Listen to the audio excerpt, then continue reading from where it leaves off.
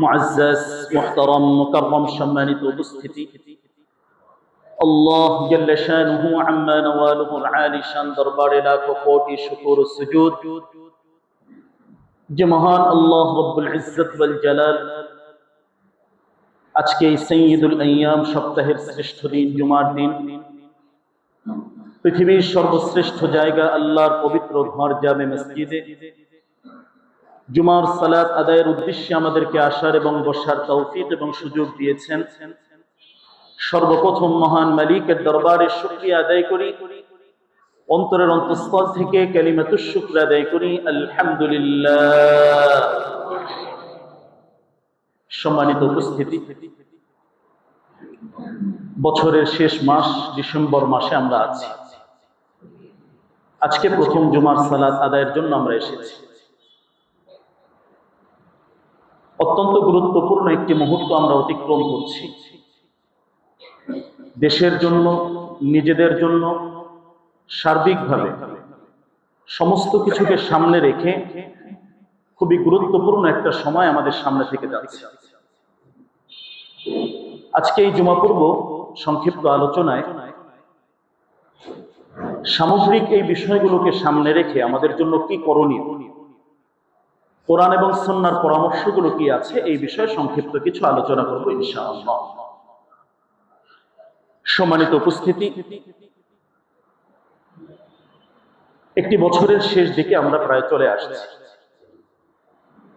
প্রথমেই আমাদের অতীত অর্থাৎ বিগত বছর বা যে সময়গুলো আমরা কাটিয়েছি, এই সময়গুলোর উপর একটা মুহাসাবা, হিসাব নিকাশ আমাদের প্রয়োজন রয়েছে। পেছনের সময়গুলো আমাদের জন্য কেমন গিয়েছে?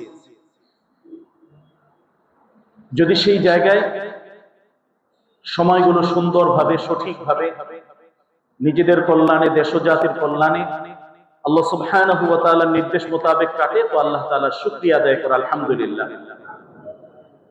যদি ওই জায়গায় কোনো ধরনের ভুল ভ্রান্তি হয়ে থাকে, ত্রুটি থেকে থাকে, সংশোধনের এক সুবর্ণ সুযোগ এখানে তৈরি করা। নতুন যে সময়টি আসবে, নতুন যে বছরটি আসবে, এই বছর পূর্ণ প্রস্তুতি গ্রহণ করে যাতে এই বছরটি আমরা সাজাতে পারি। মৃত্যুর প্রস্তুতি, নিজেদের জাগতিক উন্নয়ন, আধ্যাত্মিক উন্নয়ন, আল্লাহ সুবহানাহু ওয়া তাআলার সন্তুষ্টি, সমস্ত বিষয়গুলিকে সামনে রেখে সামনের সময়টা যাতে সুন্দর হয়, উত্তম হয়, আলোকিত হয়, এজন্য এখন থেকে একটি সিদ্ধান্ত গ্রহণ করা। আমলের ক্ষেত্রে যে সমস্ত ঘাটতি আর ত্রুটিগুলো ছিল, যাচাই বাছাই করে ওই জায়গা থেকে কিভাবে উন্নয়ন করা যায়, এরকম কিছু পরিকল্পনা, সিদ্ধান্ত গ্রহণ করা। নিজেদের জন্য, পারিবারিক সদস্যরা যারা রয়েছেন তাদের জন্য। আগে সালাত পড়তাম না, এখন সালাত পড়ব। আগে নিয়মিত পড়তাম না, এখন নিয়মিত ধরব। আগে অন্য অন্য আমলে কিছু ত্রুটি ছিল, এখন আস্তে আস্তে এগুলোর উন্নয়ন করব, উন্নতি করব। এভাবে আমরা যারা আছি, প্রত্যেক ভাই, প্রত্যেক বোন নিজেদের অতীত যে বিষয়গুলো আছে, অতীত যে সময়গুলো আমরা কাটিয়েছি, ওই সময়গুলোর উপর একটা সুন্দর মুহাসাবা, হিসাব নিকাশ আমরা নিজেরা তৈরি করি। হাসিবু ক্বাবলা আন তুহাসাবু, একটা সময় আল্লাহ সুবহানাহু ওয়া তাআলার কাছে হিসাব দিতে হবে।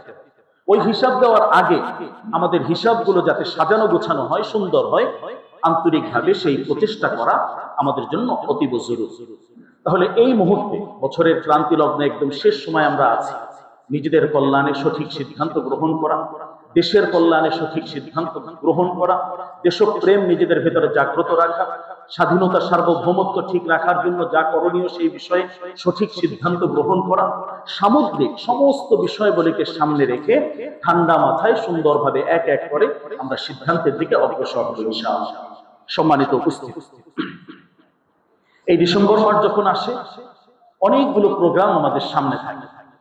এই প্রোগ্রামগুলো যাতে আমার আখিরাতের পাথেয় হয়, এই বিষয়টি সর্বপ্রথম প্রাধান্য আমাকে দিতে হবে। সময়টা সময়ের গতিতে চলেই যাবে, সমস্ত কিছু থেকে যাবে, কিন্তু আমি নির্ধারিত সময় শেষ করে মহান আল্লাহ সুবহানাহু ওয়া তাআলার কাছে আমি চলে যাব। তো আমার ওই চলে যাওয়াটা যাতে সুন্দর হয়, আদর্শ নিয়ে যাতে হয়, আমলের মাধ্যমে যাতে হয়, এই বিষয়গুলো এখানে মাথায় রাখা। স্বাভাবিকভাবে যখন এই মাস আসে, আমাদের বাচ্চাদের পরীক্ষা শেষ হয়, কিছুটা ছুটি পাওয়া যায়, কিছুটা অবকাশ যাপনের সুযোগ আসে। এই যে সময়টা আসে, একটা ছুটিকালীন সময়, বা এই জায়গায় একটু বিরতির সময়, এই সময়গুলো সুন্দরভাবে যাতে সঠিকভাবে কাজে লাগে এই বিষয়ের কিছু পরিকল্পনা গ্রহণ করা। আমার নিজেদের জন্য কিছু প্ল্যান করা, বাচ্চাদের ছুটি থাকবে, বাচ্চাদের এই সময় স্কুল বন্ধ, কলেজ বন্ধ, অন্যান্য সমস্ত কিছু বন্ধ, তাদেরকে কোরআন তেলাওয়াত শেখানো, তাদেরকে আমলি মশগুলো দেওয়া এবং ধর্মীয় ভাবে কিভাবে তারা উন্নতি লাভ করতে পারে, কিভাবে তারা সুন্দর আদর্শ একজন মানুষ হতে পারে, এই সময়টাই এই বিষয়ে কিছু আলোচনা করা, মুজাকারা করা, এই বিষয়টা আমরা একটু অভিভাবক বিশেষ করে যারা আছি আমরা এই সময়টা খেয়াল রাখবো ইনশাআল্লাহ। তাহলে নিজেদের জন্য একটা সুবর্ণ সুযোগ এই সময় তৈরি হয় এবং বিশেষ করে আমাদের যে সন্তানরা রয়েছেন, বাচ্চা কাচ্চা রয়েছে, তাদের একটা সুবর্ণ সুযোগ শিক্ষার জন্য হতে পারে, ইসলামিক আদর্শগুলো তাদের সামনে ধারণ করা, লালন করার জন্য সুন্দর কিছু উপহার তাদের সামনে আমরা দিতে পারি। তো এই সময়ে এটা একটা বিশেষ বিবেচনার বিষয় যে আমাদের এই ছুটিগুলো যাতে আদর্শবান ছুটি হয়, আকর্ষণীয় ছুটি হয় এবং আলোকিত আমার সন্তানের জন্য, আমার পরিবারের জন্য, এটা আমাদেরকে খেয়াল রাখতে হবে। এই সময়ে ছুটিতে সাধারণত অনেকেই বিভিন্ন জায়গায় ভ্রমণে যাচ্ছেন, বিভিন্ন দেশ বিদেশে ট্যুর করছেন। এই জায়গায় আমাদের বেশ কিছু শিক্ষার বিষয় রয়েছে, এগুলো যাতে শিক্ষণীয় হয়, আদর্শনীয় হয় এবং সবচেয়ে বড় এগুলোর ভিতরে যাতে গুনাহ না হয়, গুনাহ মুক্ত বিষয়গুলো থাকে, এই বিষয়গুলো খেয়াল রাখা।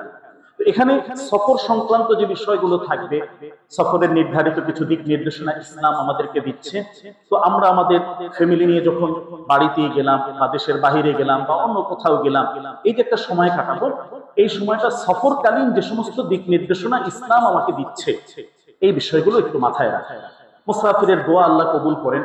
তো আমার অনেক প্রয়োজন আছে, পেরেশানি আছে, এই সময় দোয়া কবুলের সুবর্ণ এক সুযোগ আমাদের সামনে তৈরি হয় এবং এই সফরকালীন সময় বিভিন্ন ধরনের দুর্ঘটনা, অনেক ধরনের অ্যাক্সিডেন্ট, অনেক কিছুই শোনা যায়। তো এক্ষেত্রেও আল্লাহ সুবহানাহু ওয়া তাআলার কাছে ওইভাবেই নিরাপত্তার জন্য যে আমলগুলো আছে, যে দোয়াগুলো আমাদেরকে শিক্ষা দেওয়া হয়েছে, যে আমলগুলো আমাদের সামনে ইসলাম রেখেছে, কোরআন এবং সুন্নাহ আমাদেরকে দিচ্ছে, ওই আমলগুলো যাতে আমাদের সামনে থাকে। তো এই বিষয়টাও যাতে কোনো অবহেলার শিকার না হয়। আমরা মুসলিম, আমরা আল্লাহ আল্লাহ রসুলকে বিশ্বাস করি। আল্লাহ এবং আল্লাহ রসুলের পক্ষ থেকে সফরকালীন যে সমস্ত আদবগুলো রয়েছে, যে সমস্ত দিক নির্দেশনাগুলো রয়েছে, ইবাদতগুলো রয়েছে, বিশেষভাবে ওই ইবাদতগুলো যাতে সঠিকভাবে আমরা কাজ করতে পারি, এজন্য আমাদেরকে চেষ্টা করতে হবে। এই জায়গায় আমরা ইবাদতের বড় বড় যে সুযোগগুলো গ্রহণ করতে পারি, একটা হলো কিছুটা অবসর সময় আমাদের থাকবে, এই সময় একাকিত্বে মহান আল্লাহ সুবহানাহু ওয়া তাআলার ইবাদত বندگی করা, এই একটা সুযোগ আমাদের সামনে তৈরি হয়। কোরআন তেলাওয়াতের একটা সুযোগ তৈরি হয়, ব্যক্তিগতভাবে বিভিন্ন তাসবিহ, তাহলিল, আজকার, বিভিন্ন ধরনের ধর্মীয় বইপত্র পড়া, এগুলোর একটা সুবর্ণ সুযোগ এখানে তৈরি হয়। সাথে সাথে এই যে একটা সময় আমাদের সামনে থাকে, ছুটিকালীন সময় বা বিরতির সময়, বাচ্চাদেরকে সাথে নিয়ে বিভিন্ন ভাবে আত্মীয় স্বজনের খোঁজ খবর নেওয়া, এটা ইসলামের গুরুত্বপূর্ণ একটা দিক নির্দেশনা। বিশ্বনবী সাল্লাল্লাহু আলাইহি ওয়াসাল্লাম বলেন, তুমি তোমার যদি হায়াতে বরকত চাও, তোমার রিজিকের সংকীর্ণতা দূর করতে চাও, রিজিকের মাঝে প্রশস্ততা আনতে চাও, তাহলে তোমার রক্ত সম্পৃক্ত যে সমস্ত আত্মীয় স্বজন রয়েছেন তাদের খোঁজ খবর তোমাকে নিতেই হবে। আল্লাহ রাসূল সাল্লাল্লাহু আলাইহি ওয়াসাল্লামের গুরুত্বপূর্ণ দিক নির্দেশনা। তাহলে বছরের অন্য সময় হয়তোবা তেমন সুযোগ করা যায় না, এখন এই সময় একটা সুযোগের বিশাল একটা তৈরি হবে, সুযোগের সময় তৈরি হচ্ছে। এই সময় আত্মীয় স্বজন যারা রয়েছেন তাদের পাশে যাওয়া বা তাদের খোঁজ খবর নেওয়া, তাদের সাথে সরাসরি দেখা সাক্ষাৎ করা, বিশেষ করে রক্ত সম্পৃক্ত যে সমস্ত আত্মীয় স্বজন আছে তাদের সাথে যোগাযোগের উন্নত সুন্দর একটি ব্যবস্থাপনা এই সময় করার একটা সুযোগ আছে। তাহলে এটাও একটা গুরুত্বপূর্ণ এই সময়ের জন্য আমাদের দিক নির্দেশনা, যে আমরা আমাদের আত্মীয় স্বজন যারা আছে তারা যাতে কোনোভাবেই অবহেলার শিকার না হয়। গ্রামে আছেন, দূরে আছেন, সুযোগ হলে বাচ্চাদেরকে নিয়ে সাথে নিয়ে তাদের সাথে পরিচয় করা, তাদেরকে সময় দেওয়া, তাদের সাথে একটু পরিচয় পর্বটা ঘনিষ্ঠ করা, এটা আমাদের দায়িত্ব। বর্তমান জ্ঞান বিজ্ঞান প্রযুক্তির উন্নয়নের এই সময় আমরা অনেকটাই এটা থেকে দূরে সরে আসছি। এখন দেখা যায় অনেক সময় আমাদের বাচ্চা কাচ্চারা গ্রামগঞ্জের যে সমস্ত আত্মীয় স্বজন আছেন তাদের সাথে ওভাবে পরিচয় নেই, তারা মোবাইলটাকে নিয়ে বেশি সময় থাকতে ভালোবাসে, পছন্দ করে, এটা নিয়ে সময় কাটাতে পছন্দ করে। কিন্তু আমাদের মূল রক্ত যে জায়গায়, আমার গ্রাম, আমার সেই আত্মীয় স্বজন, এরা ইসলামিক দিক নির্দেশনা এবং আমার রিজিক প্রশস্ততার জন্য বড় ধরনের গুরুত্বপূর্ণ একটা মাধ্যম। তো প্রিয় ভাই, এটা আমরা যারা আদর্শ অভিভাবক হয়েছি আমাদের একটু বিশেষ বিবেচনায় রাখা উচিত যে আমরা আমাদের সন্তানদেরকে নিয়ে গ্রামে যাওয়া বা তাদের সাথে আত্মীয় স্বজন যারা আছেন তাদের সাথে যোগাযোগ করে দেওয়া বা তাদের সাথে ওইভাবে সম্পৃক্ততা তৈরি করে দেওয়া, এটা আমাদের কল্যাণ নিয়ে আসে। তো এটা একটা বিষয় আমাদের সামনে আছে। সাথে সাথে অনেক সময় বিভিন্ন অনুষ্ঠান, বিভিন্ন বিবাহ শাদী সহ অনেক কিছুই এখানে আসে। তো এই জায়গায় আত্মীয় স্বজনের হক রক্ষা করা, তাদের অধিকার সংক্রান্ত অনেকগুলো বিষয় আমরা ইসলামিক আলোকে আমল করার একটা সুবর্ণ সুযোগ এই সময় আমাদের সামনে তৈরি হয়ে যায়। তো এক্ষেত্রে আমার আত্মীয় স্বজন যারা আছেন তাদের সামনে উপস্থিত হওয়া, আমার সন্তান বাচ্চা কাচ্চা তাদেরকে নিয়ে যাওয়া, এটা একটা যেভাবে আছে। অনেক বিবাহ শাদী আছে, সেটাও যাতে ইসলামিক তরিকায় হয়। যে সমস্ত অনুষ্ঠানগুলোতে যাব সেটাও যাতে ইসলামিক ভাবধারায় হয়, গুনাহ মুক্ত হয়, এবং সেখানে যে সমস্ত আত্মীয় স্বজনরা আছেন তাদের সাথে সুন্দরভাবে যোগাযোগ ব্যবস্থা হয়, যোগাযোগ মাধ্যম তৈরি হয়। এই বিষয়ে আমরা যারা আদর্শ অভিভাবক আছি, সচেতন অভিভাবক আছি, আমাদেরও কিছু করণীয় রয়েছে।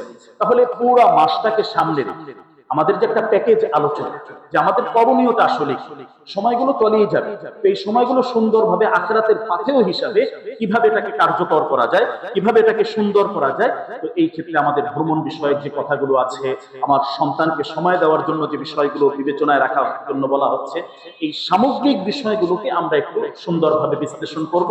আমার পরিবারের সদস্যদেরকে নিয়ে বসে এই বিষয়ে একটা খসড়া তৈরি করা, একটা কর্মসূচি গ্রহণ করা, যে এইভাবে আমরা আমাদের সময়টাকে আরো সুন্দর করতে পারি, আরো একটু উত্তম করতে পারি, আর একটু ভালো করতে পারি।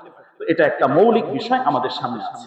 সম্মানিত উপস্থিতি, এর সাথে সাথে বর্তমান সমসাময়িক বিষয়গুলোকে সামনে রেখে আমরা এই মুহূর্তে অত্যন্ত চিন্তিত অবস্থায় আছি, আতঙ্কিত অবস্থায় আছি। শুধু আমরা নয়, গোটা দেশবাসী একটা আতঙ্কের মাঝে আমরা আছি।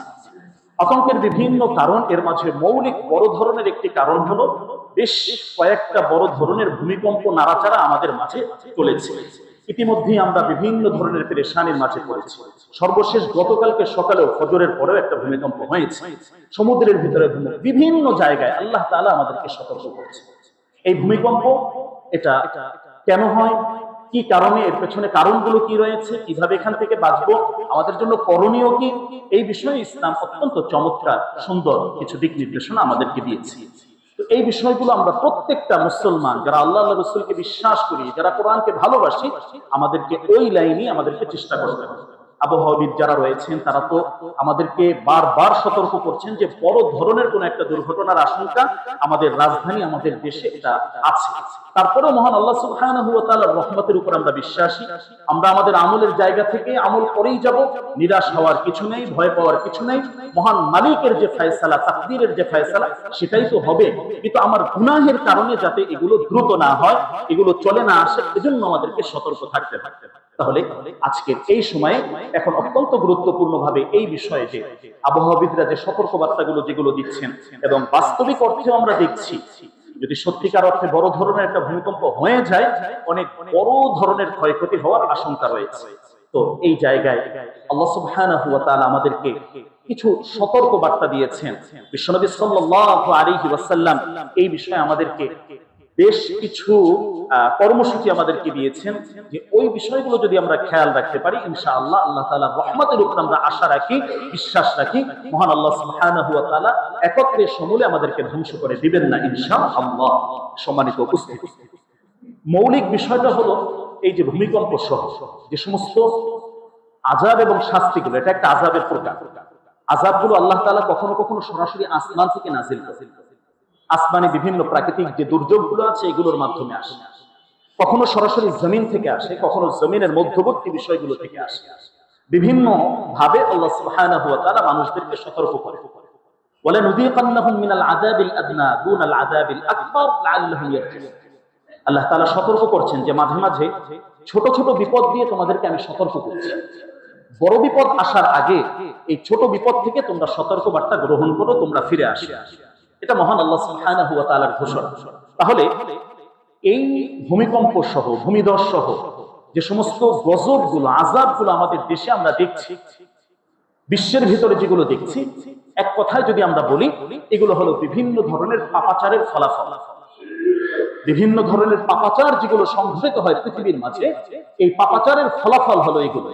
আজকে আমাদের সমাজের চিত্রগুলো যদি আমরা দেখি, বিভিন্ন অন্যায় অপরাধে বিভিন্ন জায়গায় অনেক মানুষ আমরা লিপ্ত আছি। সুদের মতো ভয়াবহ অপরাধ আমাদের দেশে স্বাভাবিকভাবে প্রচলন আছে। ঘুষের মতো বড় বড় অন্যায়, মিথ্যাচার, অশ্লীলতা, অন্যের হক নষ্ট করা, জুলুম করা, নামাজ ত্যাগ করা, আল্লাহর অধিকার আদায় না করা সহ বড় বড় অনেক ধরনের অপরাধ অনেক ভাই বোন অনেকের মাঝ থেকে হয়ে যাচ্ছে। ভালো কথা, কিন্তু আল্লাহ সুবহানাহু ওয়া তাআলা তো তাওবার কথা বললেন যে ভুল হয়েছে সাথে সাথে মালিকের কাছে বলো, আল্লাহর কাছে তাওবা করো। কিন্তু ওই তাওবার যে বিষয়টি, এটা আমরা অনেক সময় এটা থেকে অনেক দূরে আছি, উপেক্ষিত অবস্থায় এটা আছে। অথচ আল্লাহ সুবহানাহু ওয়া তাআলা আমাদেরকে বড় ধরনের সমাধান দিয়েছে। তোমাদের যত ধরনের বিপদ সংকট, তোমরা যদি এখান থেকে বাঁচতে চাও, এক কথায় তোমরা যদি সফলতা চাও, সফলতার গন্তব্য পথটা কোনটা হবে, মহান আল্লাহ সুবহানাহু ওয়া তাআলা বলে দিচ্ছেন, ওয়াতুবু ইলাল্লাহি জামিআন আইয়ুহাল মুমিনুন লাআল্লাকুম তুফলিহুন। আল্লাহ তাআলা আমাদেরকে জানিয়ে দিচ্ছেন যে তোমরা সবাই মিলে আল্লাহর দিকে ফিরে আসো। শুধু ইস্তেগফার নয়, ইস্তেগফার তো মৌখিকভাবে আল্লাহ ভুল করেছে আস্তাগফিরুল্লাহ আস্তাগফিরুল্লাহ, এখানে আল্লাহ তাআলা বললেন ইস্তেগফার তো করবি, সাথে সাথে আন্তরিকভাবে তোমাদেরকে আল্লাহর কাছে ক্ষমা চেতে হবে। অতীত যে গুনাহগুলো আছে এগুলো আর করবে না, এই মর্মে আল্লাহর সাথে অঙ্গীকারবদ্ধ হতে হবে এবং নিজেকে সর্বাবস্থায় অনুতপ্ততার জায়গায় রাখতে হবে যে আমার থেকে এই বড় বড় ভুল অন্যায় অপরাধগুলো হয়ে গিয়েছে, আয় আল্লাহ আমি অনুতপ্ত, এবং ভবিষ্যতে কখনো এই জাতীয় কোন ধরনের অন্যায় গর্হিত অশ্লীলতা এই পথে যাব না, এই মর্মে আল্লাহর সাথে অঙ্গীকারবদ্ধ হতে হবে। তো এই যে একটা তাওবার প্রক্রিয়া ইসলাম আমাদেরকে দিচ্ছে, এই তাওবার প্রক্রিয়াকে গ্রহণ করে মহান আল্লাহ সুবহানাহু ওয়া তাআলার কাছে কান্নাকাটি করা, এটা আমাদের জন্য এই মুহূর্তে অতীব জরুরি। এবং এটা শুধু ব্যক্তিগত পর্যায়ে নয়, যেভাবে বিপদ আপদ ভেঙে আসছে, যেভাবে আমাদেরকে সতর্ক বার্তা দিচ্ছে, বড় ধরনের দুর্ঘটনার সম্ভাবনা আছে, সেখানে আমরা কেউ কাউকে চিনব না, কেউ কাউকে কোনো উপকার করতে পারবে না, হাসরের ময়দান ইয়ানাফসি ইয়ানাফসি হয়ে যাবে। এজন্য এই জায়গায় যেটা করণীয়, যে আমরা ব্যক্তিগতভাবে নিজেরা তো তাওবা করবই, ইস্তেগফার করবই, সামাজিকভাবে করা এবং রাষ্ট্রীয়ভাবে ঘোষণা দিয়ে যত ধরনের অন্যায় অপরাধ বড় বড় গুনাহগুলো আছে এগুলো থেকে বের হয়ে এসে আল্লাহর কাছে অঙ্গীকারবদ্ধ হয়ে যাওয়া যে আল্লাহ আমরা গুনাহ করেছি, ভুল করেছি, আমাদেরকে সমূলে ধ্বংস করে দিও না, আমরা তাওবা করছি, আমাদের তাওবাগুলোকে কবুল করে নাও। আল্লাহ সুবহানাহু ওয়া তাআলার কাছে অঙ্গীকারবদ্ধ গোটা দেশবাসীকে হতে হবে, গোটা জাতিকে হতে হবে। না হয় যে পরিস্থিতিতে বর্তমানে আছি প্রিয় ভাই, অত্যন্ত ভয়ঙ্কর অবস্থায়। আমরা মনে করছি আমার বিল্ডিং অনেক মজবুত, আমরা মনে করছি আমি নিরাপদে আছি, কিন্তু কোনো অবস্থাতেই এটা সম্ভব নয়। যখন জাগতিক এই বিপদগুলো আসে, ধেয়ে আসে, অত্যন্ত ভয়ঙ্কর অবস্থায় আসে, পার হওয়ার কোনো রাস্তা তখন কিন্তু আমরা খুঁজে পাবো না। সম্মানিত উপস্থিতি, তাহলে আল্লাহ সুবহানাহু ওয়া তাআলা এই জায়গায় আমাদেরকে মৌলিকভাবে যে পরামর্শ, যে দিক নির্দেশনা দিচ্ছেন, যে এই ভূমিকম্প সহ, ভূমিধস সহ, চেহারা বিকৃত সহ অন্যান্য বড় বড় ধরনের যে বিপদগুলো আসছে, এই বিপদগুলোর মৌলিক কারণ হলো তোমাদের গুনাহ। গুনাহের ফলাফল হলো এগুলো। যখন বান্দা খুব বেশি পরিমাণ গুনাহের ভিতরে লিপ্ত হয়ে যায়, জাগতিকভাবে, দেশীয়ভাবে, আন্তর্জাতিকভাবে এবং সামাজিকভাবে, ব্যক্তিগতভাবে এক এক পর্যায় থেকে যখন গুনাহের ভেতরে বান্দাবান্দিরা লিপ্ত হয়ে যায়, তখন আল্লাহ সুবহানাহু ওয়া তাআলা এই বিপদ দিয়ে বান্দাদেরকে সতর্ক করে। তাহলে আল্লাহ সুবহানাহু ওয়া তাআলা আমাদেরকে একটা সুযোগ করে দিয়েছেন, আমাদের অতীত এই জীবন আমরা সামনে রেখে আমাদের ভুলগুলোকে চিহ্নিত করে তাওবা করার একটা সুযোগ আল্লাহ তাআলা দিয়েছেন। আল্লাহ তাআলার সাথে সম্পৃক্ততা অর্জন করা, আল্লাহ তাআলার সাথে ভালোবাসার সেই জায়গায় পৌঁছা, এরকম একটা সুবর্ণ সুযোগ মহান আল্লাহ সুবহানাহু ওয়া তাআলা আমাদেরকে দিচ্ছেন। তো আমাদের দায়িত্বের জায়গা থেকে কোনোভাবেই যাতে অবহেলা না হয়, আমাদের ভুলগুলো শুধরে নেওয়া এবং ইবাদতে মনোযোগী হওয়ার জন্য অত্যন্ত গুরুত্বপূর্ণ একটা সময় এখন আমরা আছি। তাহলে ব্যক্তিগতভাবে আল্লাহর কাছে আমরা সবাই তাওবা করি এবং নিজেদের জানামতো যে সমস্ত গুনাহ খাতাগুলো আছে এগুলো থেকে আমরা আল্লাহর কাছে সম্পূর্ণভাবে ওয়াদাবদ্ধ হয়ে সেখান থেকে বিরত হওয়ার চেষ্টা করি। এই যে এক পরীক্ষা আমাদের সামনে আসছে, এটার মাধ্যমে আল্লাহ তাআলা আমাদেরকে সতর্ক বার্তা দিচ্ছেন, এই সতর্ক বার্তা থেকে আমরা এখান থেকে যাতে ফিরে আসতে পারি এবং যে কোনো ধরনের অন্যায় অপরাধ এই জাতীয় যা আছে এখান থেকে নিজেরা বের হই এবং দেশ ও জাতিকে বের হওয়ার জন্য চেষ্টা করি।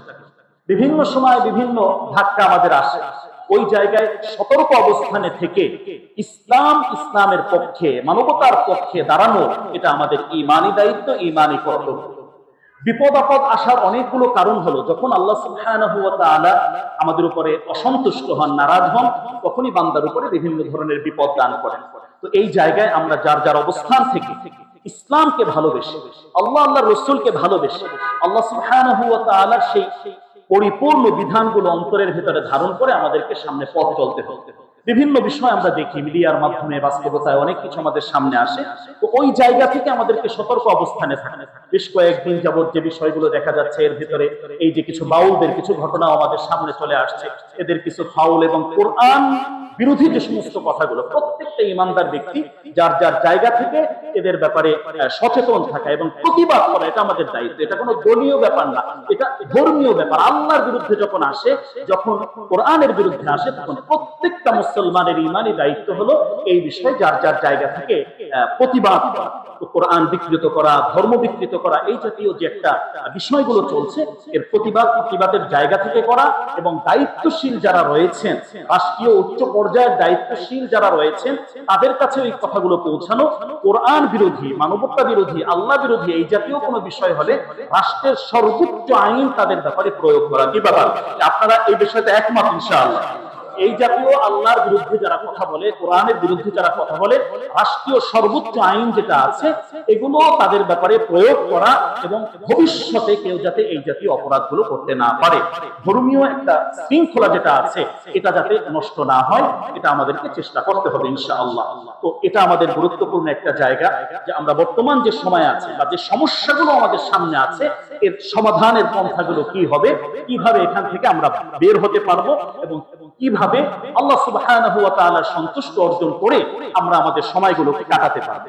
সম্মানিত উপস্থিতি, এই মুহূর্তে এখন আমাদের এই সংক্ষিপ্ত যে সময়টা সামনে আছে, এখানে বিশ্বনবী সাল্লাল্লাহু আলাইহি ওয়াসাল্লামের গুরুত্বপূর্ণ একটা হাদিস নিয়ে কিছু কথা আমি বলবো ইনশাআল্লাহ। আমরা সামগ্রিক যে বিষয়গুলোর মাঝে আছি, অনেকেই অনেকভাবে পেরেশানিতে আছে, আতঙ্কে আছি, অনেকে গ্রামে চলে যাচ্ছেন, অনেকে বিভিন্ন ভাবে অনেক কথা বলছেন যে কি হবে কি হবে। এই জায়গায় বিশ্বনবী সাল্লাল্লাহু আলাইহি ওয়াসাল্লামের একটি হাদিস আমাদের জন্য অত্যন্ত গুরুত্বপূর্ণ।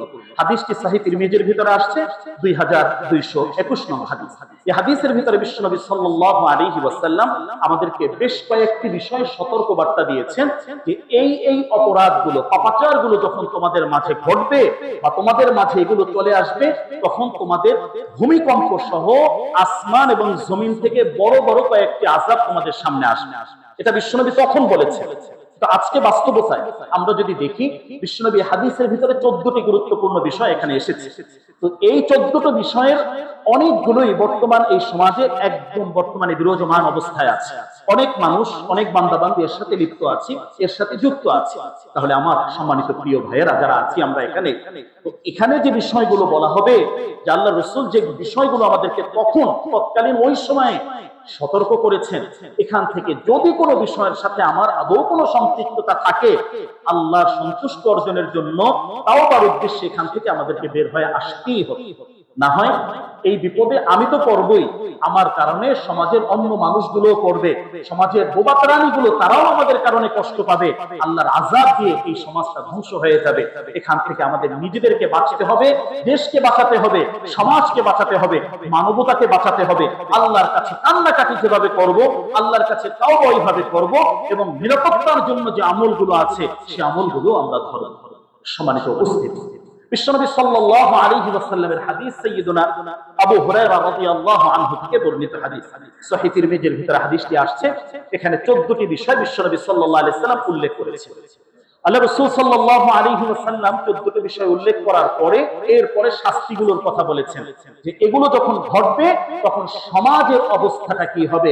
ফালইয়ারতাকিবু ইনদা যালিকা রিহান হামরা, এটা যখন ঘটবে তখন তোমরা ভূমিকম্পের অপেক্ষায় থেকে। ভূমিকম্পটা যে কখন হবে, এর পেছনের কারণগুলো কি, বিশ্বনবী কারণগুলো উল্লেখ করে তারপর বললেন এই অপরাধগুলো যদি সমাজের ভিতরে ঘটতে থাকে, তখন তোমরা দেখবে যে আল্লাহ তাআলার পক্ষ থেকে তোমাদের জন্য বিভিন্ন আযাব আসবে। সে আযাবের একটি প্রকার, একটি পরীক্ষার মাধ্যম প্রকার হবে তোমাদের জন্য এই জাতীয় ভূমিকম্প। তাহলে নিজেদেরকে বাঁচানো, দেশ ও জাতির জন্য কল্যাণের দোয়া করা, এবং কোন ধরনের অপরাধ, এই জাতীয় যে অপরাধগুলো এখন বলা হবে, এর সাথে যদি আদৌ কোনো সম্পৃক্ততা থাকে, এই মুহূর্তে নিয়ত করে ফেলি ইনশাআল্লাহ এখান থেকে বের হয়ে আসবো। আল্লাহর জন্য, আল্লাহর ভালোবাসায় এই সমস্ত অন্যায় অপরাধগুলো ছেড়ে দিয়ে আল্লাহর দিকে আমরা ফিরে আসবো। রাজি আছি তো ইনশাআল্লাহ? সম্মানিত উপস্থিতি, বিশ্বনবী সাল্লাল্লাহু আলাইহি ওয়াসাল্লাম বলেন, ইদাত্তাখিযাল ফাইউ দুআলা, যখন গনিমতের মাল মানুষ ব্যক্তিগত সম্পদ হিসাবে মনে করে, যুদ্ধলব্ধ যে মালগুলো রয়েছে ওই সময় তৎকালীন সময় যে যুদ্ধ চলছে, বর্তমান সরকারি যে মালগুলো আছে, দায়িত্বশীল যারা আছে নিজেদের মতো করে ব্যবহার করা, তাসাররুফ করা, কোন ধরনের বাদ বিচার নেই। এই একটা বড় অপরাধের সংজ্ঞা বিশ্বনবী এখানে দিয়েছে। সরকারি যে সম্পত্তিগুলো আছে, গনিমতের যুদ্ধলব্ধ যে মালগুলো আছে, নিজেদের মতো করে ব্যক্তিগত সম্পদ মনে করে এগুলোকে যখন মানুষ ব্যবহার শুরু করবে তখন ভূমিকম্পের একটা আশঙ্কা আসবে। আল্লাহ রাসূল এটা আমাদেরকে সতর্ক করেছে। বিশ্বনবী সাল্লাল্লাহু আলাইহি ওয়াসাল্লাম বললেন, যাকাতু মাগরামা, ইসলামের গুরুত্বপূর্ণ বিধান। আল্লাহ তাআলা নামাজের সাথে যাকাতের কথা বলেছেন। অর্থনৈতিক গুরুত্বপূর্ণ ইবাদত এবং সমাজের ব্যালেন্স ভারসাম্য রক্ষা করার জন্য ধনী গরিবদের মাঝে একটা সুষম বন্টন আল্লাহ তাআলা করে দিয়েছেন। এই জায়গায় যাকাত ব্যবস্থাটাকে যারা জরিমানা মনে করবে, যাকাত তো দিবে না, বরং এটা দেওয়ার ক্ষেত্রে এটা একটা জরিমানা আল্লাহ মনে হয় চাপিয়ে দিয়েছেন, এটা না হলেও হতো, এই জাতীয় বিভিন্ন কথা বা এরকম মানসিক অবস্থা যখন কারো কারো মাঝে হবে, এটার ফলাফল গিয়ে ভূমিকম্পের দিকে দাঁড়ায়। দেখুন আমার প্রিয় ভাই, আল্লাহ তাআলা রাসূলের মাধ্যমে এই বিষয়ে তো আমাদেরকে সতর্ক করেছেন। আজকে সঠিকভাবে যাকাত আদায় করা অনেক ধরনের বিপদ থেকে মুক্তির বড় ধরনের একটা মাধ্যম, মুক্তির একটা মাধ্যম আল্লাহ তাআলা যাকাতকে রেখেছেন। বড় বড় অসুস্থতা এবং তোমাদের না জানা অনেক ধরনের রোগ থেকে বাঁচার জন্য সঠিকভাবে তোমাদেরকে যাকাতগুলো আদায় করতে হবে। আর যাকাত সঠিকভাবে আদায় না করলে এর যে শাস্তিগুলো রয়েছে, একাধিক শাস্তি সরাসরি কোরআনে মাজিদে আল্লাহ তাআলা নিজেই তো শুনিয়েছেন। তাহলে এটা একটা আমাদের জন্য বর্তমান সময়ে গুরুত্বপূর্ণ বিষয় যে যাকাতকে অনেক সময় আমরা জরিমানা মনে করছি, সঠিকভাবে দিচ্ছি না বা দেওয়ার মতো সেই মানসিকতা তৈরি করছি না। তো আজকে এই আলোচনা থেকে আমরা প্রত্যেক ভাই যাদের উপর আল্লাহ ফরজ করেছেন, এই সম্পদের নিয়ামত আল্লাহ যাদেরকে দিয়েছেন, সিদ্ধান্ত গ্রহণ করে ফেলি ইনশাআল্লাহ হিসাব করে উপযুক্ত ব্যক্তি যারা রয়েছেন, আমি হিসাব করে তাদের কাছে আল্লাহর দেওয়া এই বিধান মোতাবেক যে বিধানটি রয়েছে এটা আমি নিজ দায়িত্বে পৌঁছে দেব ইনশাআল্লাহ। বিশ্বনবী সাল্লাল্লাহু আলাইহি ওয়াসাল্লাম এরপরে বলেন, মুতাআল্লিমা লিগাইরিদ দ্বীন, আমরা যে শিক্ষা ব্যবস্থা আমাদের সামনে আছে, নিজেরা শিক্ষা কারিকুলাম এবং শিক্ষা ব্যবস্থার সাথে নিজেদেরকে যে সম্পৃক্ত করছি, সন্তানদের যে শিক্ষা ব্যবস্থা দিচ্ছি, এই জায়গায় বিশ্বনবী আমাদেরকে সতর্ক করেছেন ধর্ম বিবর্জিত শিক্ষার যে প্রচলন তোমাদের সমাজে, এই যে একটা ধর্ম বিবর্জিত শিক্ষা, এটা তোমাদেরকে ধ্বংসের দিকে নিয়ে যাবে, আযাবের দিকে নিয়ে যাবে, যে আযাবের বড় একটা প্রকার হলো ভূমিকম্পের মতো এই জাতীয় ধ্বংস। আজকে আমরা যদি দেখি ধর্মীয় শিক্ষাকে কোনো কোনো জায়গায় বড় অবজ্ঞা করা হয়, উপেক্ষা করা হয়, জাগতিক শিক্ষাকে অনেক বেশি গুরুত্ব দেওয়া হচ্ছে।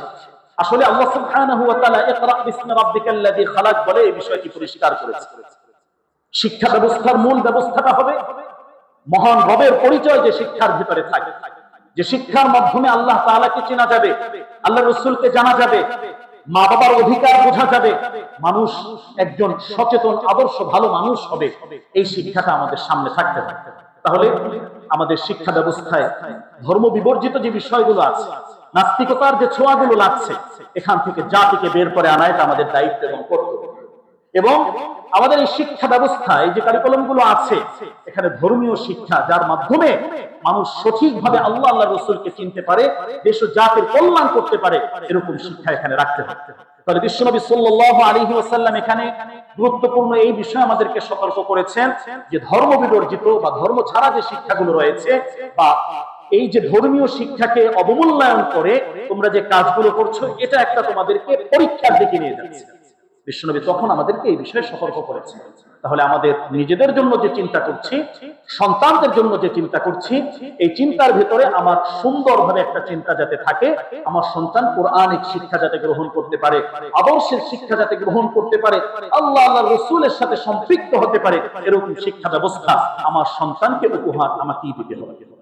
বিশ্বনবী সাল্লাল্লাহু আলাইহি ওয়াসাল্লাম এই বিষয়ে আরো যে সতর্ক আমাদেরকে করছেন, ওয়া আতাআর রাজুল ইমরাআতা, আল্লাহ রাসূল এখানে আমাদেরকে আরেকটি গুরুত্বপূর্ণ বিষয় সতর্ক করলেন যে আমাদের পুরুষ যারা আমরা আছি, স্ত্রীর অনুগত হিসাবে আমরা থাকবো বা তাদের অনুগত হয়ে যাবে, তারা যা বলে তাই শুনবো, তাদের কথা মতো আমরা চলবো, তাদের পেছনে পেছনে ঘুরবো।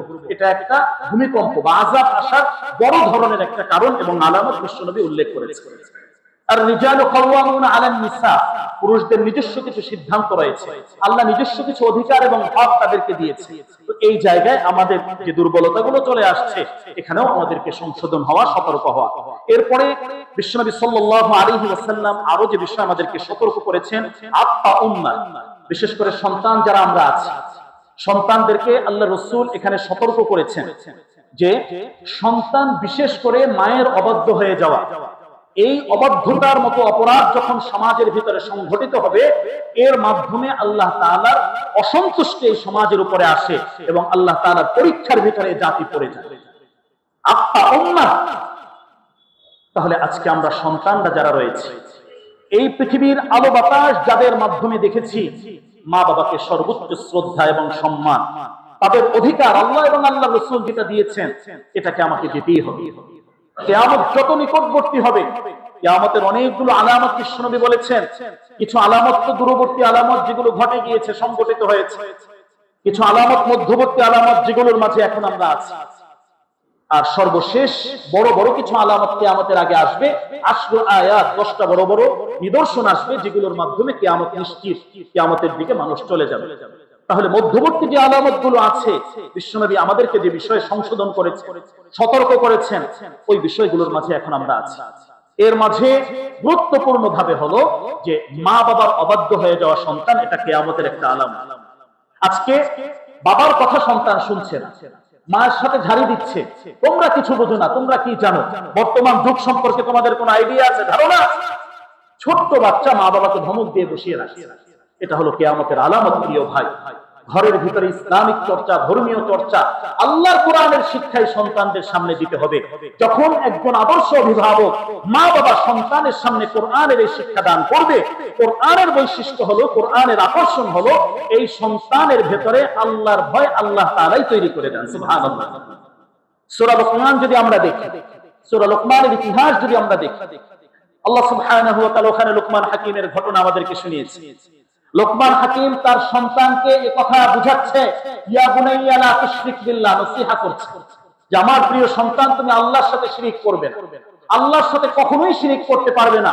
গোটা পৃথিবী তোমার সামনে থেকে চলে যায়, কিন্তু আল্লাহর সাথে শিরক করার মতো জঘন্যতম, এত বড় বেয়াদবি অপরাধ যেন তোমার থেকে না হয়। সন্তান তাকে এই নসিহা বাবা করছে। আমাদের এটা দায়িত্ব। আল্লাহ তাআলা শোনাচ্ছেন, আমার সন্তানকে আমি কি নসিহা করব, কিভাবে বুঝাবো, তাকে ভবিষ্যৎ এই বিষয়গুলোকে কিভাবে আমি তৈরি করব, আল্লাহ তাআলা শেখাচ্ছেন।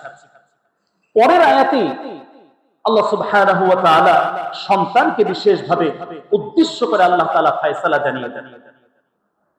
আল্লাহ তাআলা মা বাবার কথাটা ওই জায়গায় স্পষ্টভাবে সন্তানের সামনে উল্লেখ করছেন যে এই মা বাবা, ওয়াসাইনাল ইনসানা বিওয়ালিদাইহি, যে সন্তান, তোমার বাবা তোমাকে আমার কথা বলেছে, আমার হকের কথা বলেছে, আমি আল্লাহ তোমাকে নসিহত করছি, আমি আল্লাহ তোমার জন্য ধার্য করে দিচ্ছি, তোমার জন্য এই ফয়সালা দিয়ে দিচ্ছি যে মা বাবার অধিকার, মা বাবার হক, এটা তোমাকে রক্ষা করতেই হবে।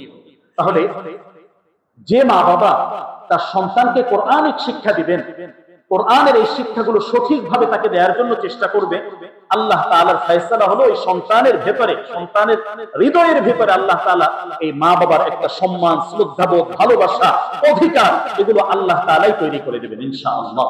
তাহলে অভিভাবক যারা আছি আমরা, আমাদেরও এই জায়গায় বেশ কিছু সচেতনতার জায়গা থেকে দায়িত্ব রয়েছে, এবং এটা একটা কিয়ামতের আলামত আমাদের সমাজের ভিতরে শুরু হয়ে গেছে যে মা বাবার অবাধ্য হয়ে যাওয়া, বিশেষ করে মায়ের কথা না শোনা, তাদের সাথে ধমকের সাথে কথা বলা। কোরআনুল কারীম এই বিষয়ে আমাদেরকে সতর্ক করেছে এবং অত্যন্ত শক্তভাবে আমাদেরকে নিষেধ করেছে।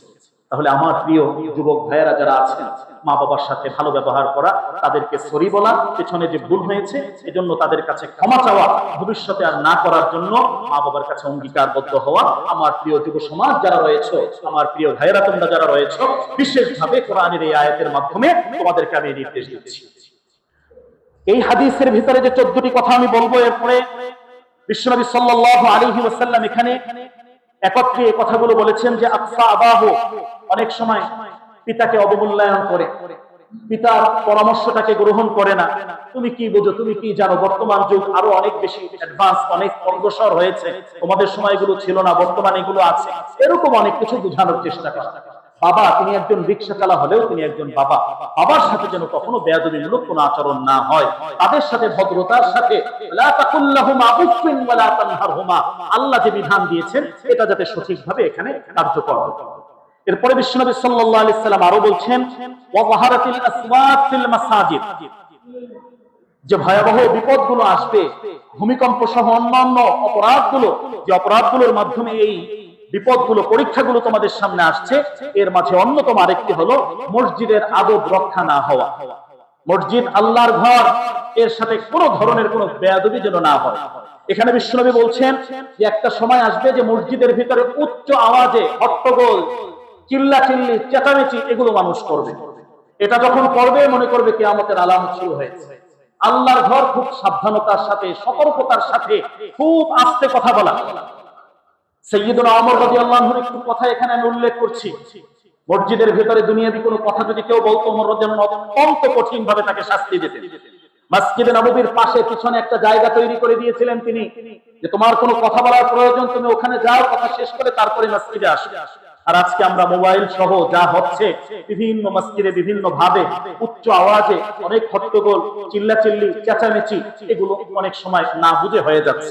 আমার প্রিয় ভাই, আজকের এই হাদিসটা যখন আমার কানে ঢুকলো, এখান থেকে নিজেকে বাঁচানোর চেষ্টা করা, সতর্ক থাকা, মসজিদের আদবের খেলাফ কোনো কিছু যেন না হয়। মসজিদের সর্বোচ্চ ভদ্রতা, আল্লাহ তাআলার ঘর। আল্লাহ বলছেন ওয়া আন্নাল মাসাজিদা লিল্লাহ ফালা তাদউ মা'আল্লাহি আহাদা। আল্লাহর ঘর মসজিদ যখন মসজিদের নামে হয়ে যায়, এর মালিকানাটা আল্লাহর জন্য হয়ে যায়, পরবর্তীতে এর কোনো মালিক থাকে না। আল্লাহর ঘর আল্লাহর মতো তোমরা চালাবে, আল্লাহ যেভাবে নির্দেশ দিয়েছেন ওভাবে এটা চলবে। তাহলে শেষ জামানাত এবং ভূমিকম্প আসার যে একটা বিষয়, বিশ্বনবী সাল্লাল্লাহু আলাইহি ওয়াসাল্লাম এখানে বলছেন যাহারাতিল আসওয়াত ফিল মাসাজিদ, মসজিদের ভিতরে হট্টগোল হবে, উচ্চ আওয়াজে কথা হবে, চিল্লাচিল্লি হবে, এটা একটা বিষয় যে আমাদের আগে ঘটবে। এরপর আরো গুরুত্বপূর্ণ বেশ কিছু বিষয় বিশ্বনবী সাল্লাল্লাহু আলাইহি ওয়াসাল্লাম বলেন ওয়াসাদাল কাবিলা ফাসিকুহুম, সমাজের নেতৃত্বে কারা আসবে, নেতা কারা হবে, তাদের পরিচয়ের কিছুটা আংশিক এখানে আল্লাহ তাআলা দিচ্ছেন, আল্লাহ রাসূল জানিয়ে দিচ্ছেন। বিশ্বনবী সাল্লাল্লাহু আলাইহি সাল্লাম বলেন পাপাচার যারা বিভিন্ন ভাবে অপরাধের সাথে জড়িত আছে, সাধারণত পাপাচারীরা গোত্রের নেতা হয়ে যাবে। তখন নেতৃত্বে, নেতা হওয়ার জায়গায় কারা আসবে, যারা বেশি পাপাচার, অন্যায়ের দিকে প্রতিযোগিতামূলক ভাবে অগ্রসর হচ্ছে, এরা নেতৃত্বের জায়গায় চলে আসবে। বিশ্বনবী হাদিসের এই জায়গায় এই বিষয়ে আমাদেরকে একটা সতর্ক বার্তা দিয়েছে। এরপরে আরো বিশ্বনবী সাল্লাল্লাহু আলাইহি সাল্লাম যেগুলো বললেন ওয়া কানা যাঈমুল কওম আরযালুহুম, নিকৃষ্ট লোক যারা, যাদের কোনো অবস্থান নেই সামাজিক ভাবে, অন্য অন্য ভাবে, সামগ্রিক ভাবে একটা কথা বিশ্বনবী এখানে বলেছেন, নিকৃষ্ট লোক যারা রয়েছে সমাজের কর্ণধার তারা হয়ে যাবে।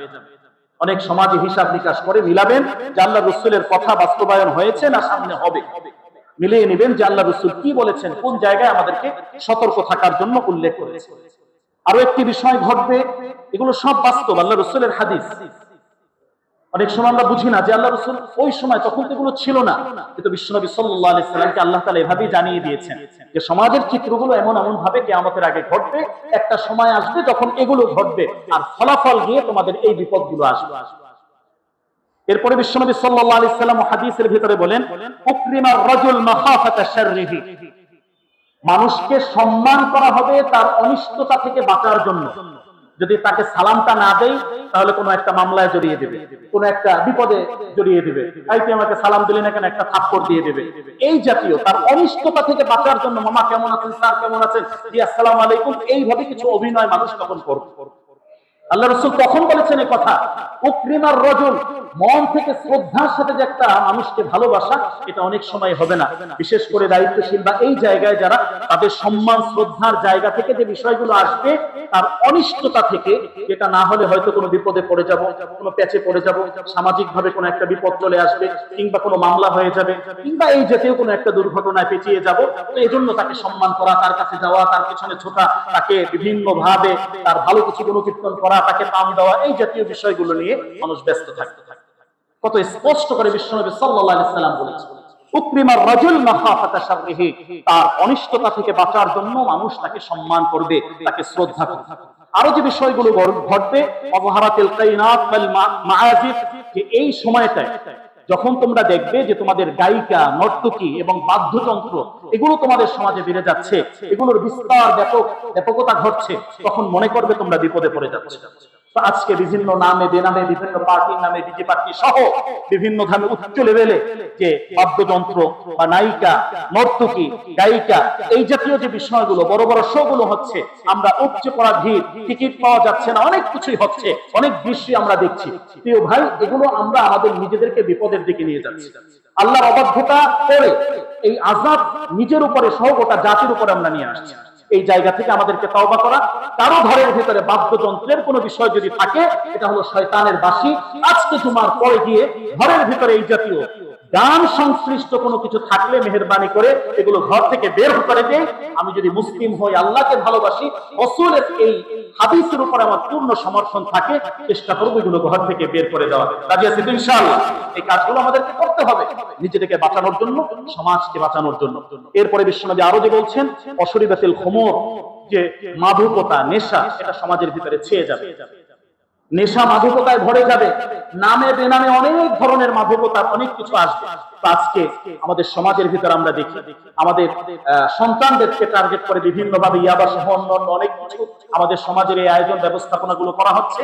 তো প্রশাসনকে এই জায়গায় শক্ত থাকা, অভিভাবককে এই জায়গায় শক্ত থাকা, মাদকতা সহ নেশার যা কিছু আছে, আমার সমাজকে নিয়ে আমি ভাবি, আমার সমাজের ভিতরে এই জাতীয় কারবারের সাথে যদি কেউ জড়িত থাকে, তার কোনো দলীয় পরিচয় নাই, সার্বিকভাবে তাকে বয়কট করা এবং আইনের যে এখানে সর্বোচ্চ শাসন আছে এটাকে এখানে প্রতিষ্ঠা করার জন্য আমাদেরকে চেষ্টা করতে হবে।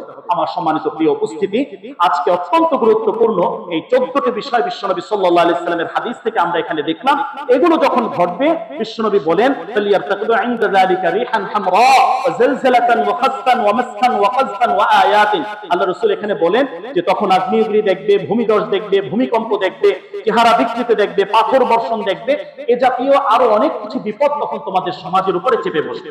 তাহলে আমার প্রিয় উপস্থিতি, সম্মানিত আমার প্রিয় ভাইয়েরা, ডিসেম্বর মাসকে সামনে রেখে আমাদের জন্য যে করণীয় গুলো রয়েছে, আমাদের সময়গুলো সুন্দরভাবে কিভাবে আমরা কাটাবো, এই বিষয়গুলো যেভাবে রয়েছে, সাথে সাথে আমাদের এই ভূমিকম্প সহ যা কিছু আছে এখান থেকে আমরা কিভাবে বাঁচবো, এই চেষ্টা আমাদের করা, ঈমানি দায়িত্বটা পালন করা, ইস্তেগফার, তাওবা সহ ইবাদতকে বাড়ানোর জন্য চেষ্টা করা এবং বিপদ মুক্তির জন্য সর্বদা আল্লাহ সুবহানাহু ওয়া তাআলার কাছে বেশি বেশি আমরা দোয়া করার জন্য চেষ্টা করা।